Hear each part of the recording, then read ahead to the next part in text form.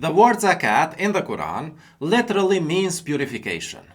The Quran does not specify what type of purification because it includes any type of purification, any deed which purifies your soul.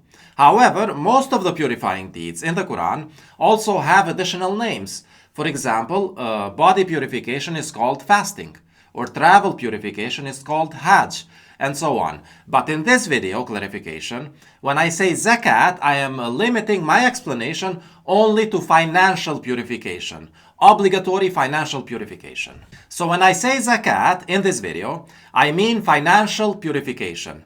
And I read the whole Quran just for this, to list all the financial purifications, and in the whole Quran I found 19 different financial purification subcomponents. Of course, there's only one zakat, but it has 19 subcomponents. Here they are. 1. If you harvest crops, fruits, or vegetables, give the due alms from it. I call this private obligatory charity. 2. If you own more than 40 units of anything, you should give one of them, which is 2.5% for charity. I call this public obligatory charity. I explain the details of both these first two subcomponents in my other video clarification titled The Obligatory Charity, Zakat. However, I have to mention that the amount of 2.5% is never mentioned directly in the Quran. And that is because it's not always 2.5%. It's 2.5% only under the assumption that you did not do anything wrong. But if you did something wrong or gained wealth through some way which is partially wrong, then there are additional subcomponents of zakat, or additional financial purification subcomponents. The following 17 subcomponents, which I explain in this video. I call the following 17 subcomponents penalty zakat because they are financial penalties for something wrong which you did. The Christians and the Jews translate them in the English Bibles as purification offerings or sin offerings, a financial contribution to purify yourself from a sin. So let me present them. 3. If you break an important promise or oath, feed 10 poor people. 4. If you don't fast when you should, then feed a poor person for each day of not fasting. 5. If you break your engagement or marriage, compensate the woman. 6. If you estrange your wife and can't fast, feed 60 poor people. 7. If you divorced your wife with a baby, provide food and clothing for 2 years. 8. If you accidentally cause a death, compensate the family, plus 2 months of fasting. 9. If you kill a person and their family forgives you, compensate the family. 10. If you take a loan, pay it back. 11. If you take an unwritten loan, leave an equivalent item as a guarantee. 12. If people entrust something with you, return it. 13. If you set for Hajj and return due to your own health, send an animal offering to Mecca, plus atone through fasting, charity, or worship. 14. If you set for Hajj and others prevent you, send an animal offering to Mecca. 15. If you break the state of sanctity, ihram, during Hajj, offer an animal sacrifice.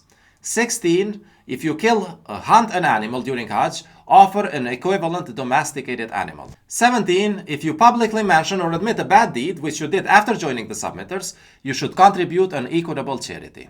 18. If you wish to confer with a messenger, contribute a charity. 19. If you get unowned wealth, ganimtum, of any type, then 20% of it is for God and for the messenger and for the relatives, the orphans, the poor, and the traveling alien. Okay, so now we have all the 19 subcomponents of zakat, the financial purification. The first 2 ones are obligatory for every submitter. The next 17 ones are obligatory only for submitters who did something wrong, penalty zakat. Now, among the penalty zakat, the blue ones are either personal or they are facilitated by democratic states, which means that there is no need for us as a community to facilitate them. The purple ones are facilitated by the custodians of the sacred masjid, so we don't need to facilitate them either, but the Mahdi will eventually end up facilitating them. The red ones should be facilitated by the messenger or the congregation directors whom he puts in charge. I call these public penalty zakat because they are penalties for damages against the whole community of submitters, which is why they have to be facilitated by the messenger as the center of the community, which is why now I'm going to explain them further. Let's start with the first one. If you publicly mention or admit a bad deed which you did after joining the submitters, you should contribute an equitable charity. This might include compensation for damages. For example, let's say that you broke the window of the mosque then you should pay for it. It can be any other bad deed, even if it is not visibly directed against the community. This is because once you mention it among submitters, it degrades the community. But once you pay, then your sin is erased. Of course, if you tell a sin which you did before you joined submitters, then we should not request that you pay, because at that time you are not part of the community.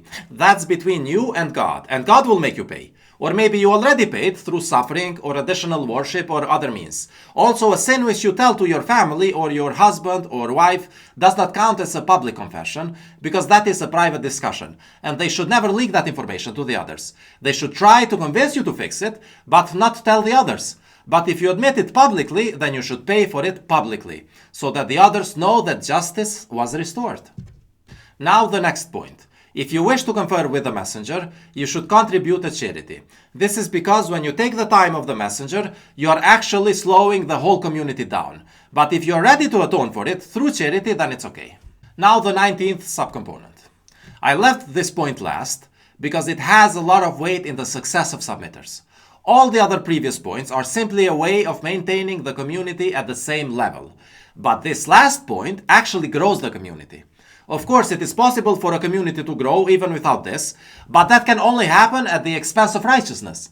Without this last point, you can either have a fair community or a growing community, but you cannot have both. Only with this last point, the community can both grow and still remain righteous. So let me explain this last point. Here is what the verse says. If you ganimtum, get unowned wealth of any type, then 20% of it is for God and for the messenger and for the relatives, the orphans, the poor, and the traveling alien. But what is this unowned wealth, ganimtum? Because it has so many meanings, the English translators of the Quran were forced to translate only one meaning or another one, but not all of them at the same time. However, the most comprehensive way to translate it is unowned wealth. But what is this unowned wealth? Of course, in the end, God owns everything. But for the purposes of testing the humans and Satan in this world, he has retracted his ownership from earth temporarily, to let us humans see how we will do when we are given responsibility and ownership. Nevertheless, there is still wealth on earth which is not owned by any human, either because they haven't owned it yet, or because they lost its ownership. For example, the fish in the sea are unowned by any human. So fishing is ganimtum. But we as submitters almost always get our fish from the supermarket these days and not directly from the sea. So let's cross this out. It's insignificant for us. Corporations do it, but they are not people to become members of our congregation. Now, the wild animals in the wild are also unowned. So hunting is ganimtum. But for the same reason as with fishing, let's cross this out. It's insignificant for us as individual modern submitters. Also, the precious minerals and oil deposits inside the earth are unowned. So mining is ganimtum.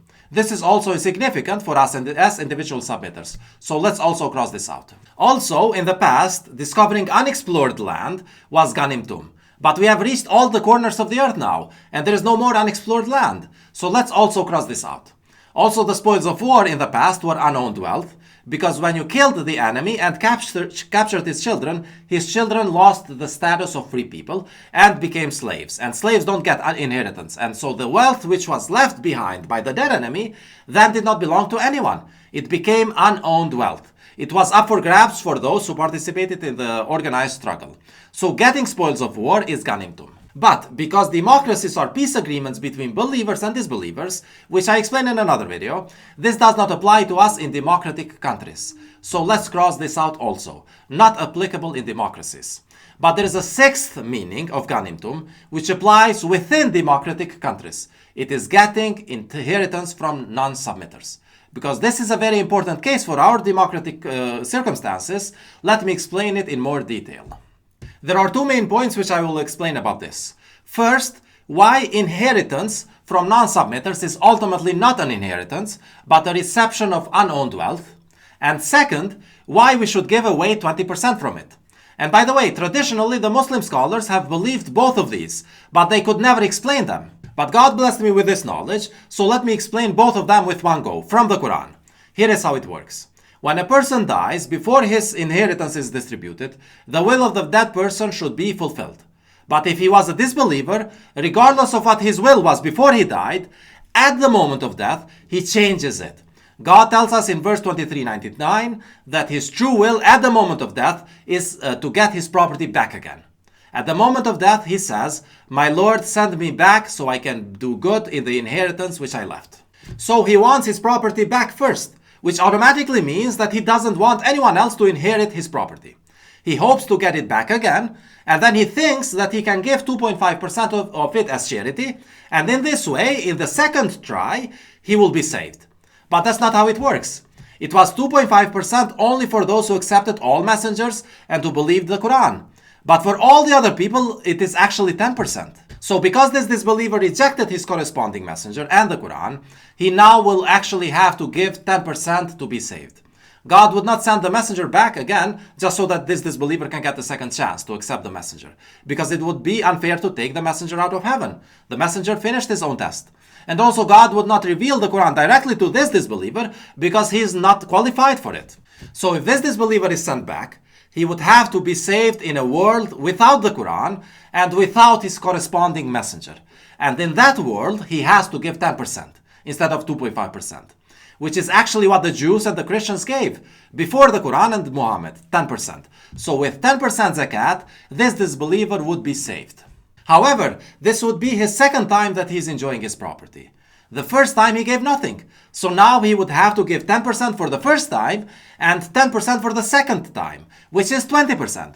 So the true will of this disbeliever, when he dies, is that he would want to be sent back to earth, get his property back, so he could give 20%, just so he can be saved. So this is where the 20% comes from. So to fulfill the true will of the disbeliever, you have to give 20% from his property. However, you cannot fulfill his will unless you get the property first. But he does not want you to have the property because he wants a second chance. At the same time, God is not going to give it back to him because he already got enough chances. So according to the disbeliever's will, you shouldn't get the property. And according to God's will, the disbeliever shouldn't get the property either. And so now the property remains without an owner. It has become ganimtum, unowned property. And because it is unowned property, whomever can get it, gets it. It just happens today that according to the rules of the democratic countries, they give it to you anyway. So now you got it. It was an inheritance according to your state, but according to the Quran and you, it was ganimtum, unowned property, which you luckily got because you live in a state with such rules where you get it anyway. But you truly received it as unowned property, ganimtum, not as inheritance.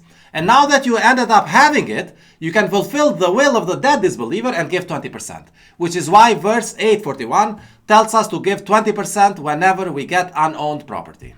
And this is the explanation of verse 841. The verse says, if you get inheritance from non-submitters, you should give 20% of it to God, the messenger, the relatives, the orphans, the needy, and the traveling alien. Now, if a submitter does not declare this type of inheritance, because he does not want the community to know so that he can keep that 20% for himself, in that case, I can assure you that God will curse him, and hell is awaiting him. Let me read you a true story from the Bible to show you what I'm talking about. The book of Acts, chapter 5. Now, a submitter man named Ananias, together with his wife, Sapphira, also sold a piece of property so they can contribute their due zakat. With his wife's full knowledge, he kept back part of the money for himself, but brought the rest of it and put it at the messenger's feet. Then Peter the messenger said, Ananias, how is it that Satan has so filled your heart that you have lied to the Holy Spirit and have kept you for yourself some of the money you received from selling the land? Didn't it belong to you before it was sold? And after it was sold, wasn't the money at your disposal? What made you think of doing such a thing? You have not lied just to human beings, but to God. When Ananias heard this, he fell down and died. So no hiding the money. And you can see that in the past, the process of zakat involved sending the money through the messenger to the final destination. The Quran gives us more flexibility about the middle process, but the final destinations of where that money should go is clearly defined, and it cannot be changed. And the final destination of that money, of that 20%, according to verse 841 in the Arabic Quran, word for word, it says that it should go to God, the messenger, relatives, orphans, the poor, and the traveling alien. Let me explain them one by one. First, what does it mean to give your money to God? Well, first of all, it means buying and sacrificing animals for God.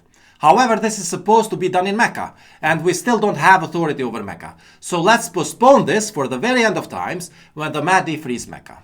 Second, it means buying weapons to be used for fighting in the cause of God only. However, this does not apply for our democratic circumstances because democracies are peace agreements.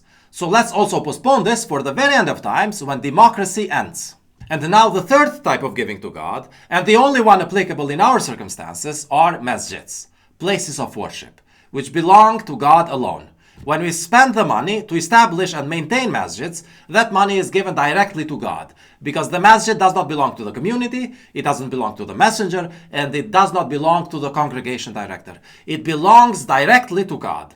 So in our circumstances, giving the money to God means only two things: establishing masjids and maintaining masjids.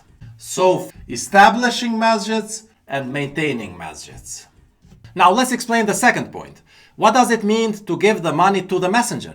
Well, verse 599 says that the only duty of the messenger is to deliver the message. So the messenger is a messenger only when he's delivering the message, publishing the message. So giving the money to the messenger does not include giving it to him personally for houses or cars or for any personal purpose. It only includes things which have to do with disseminating the message from the messenger to the final listener or reader. This includes, for example, printing Qurans, paying for web pages, online ads, or things like that. Any means or tools which help disseminate the message from the messenger to the final recipient. I will personally never accept any payment from any submitter for religious purposes. God gave me the message for free, and I will preach it for free. However, when I preach it, it's still here in front of the camera. It doesn't travel by itself. It's to our benefit and the other people's benefit to spend money to help spread the message from here to the final intended recipients, to as many people as possible.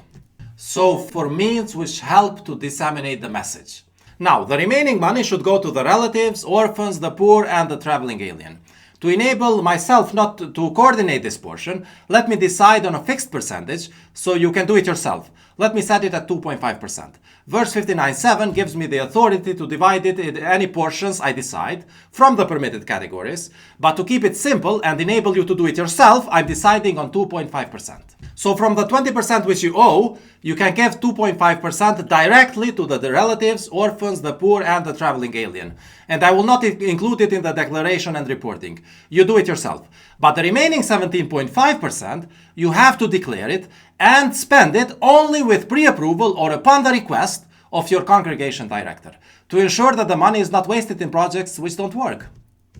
So to conclude, the main point of this video is that from whatever you receive as net inheritance from a non-submitter, you should give 17.5% for 1. Establishing masjids, 2. Maintaining masjids, and 3. For means which help to disseminate the message.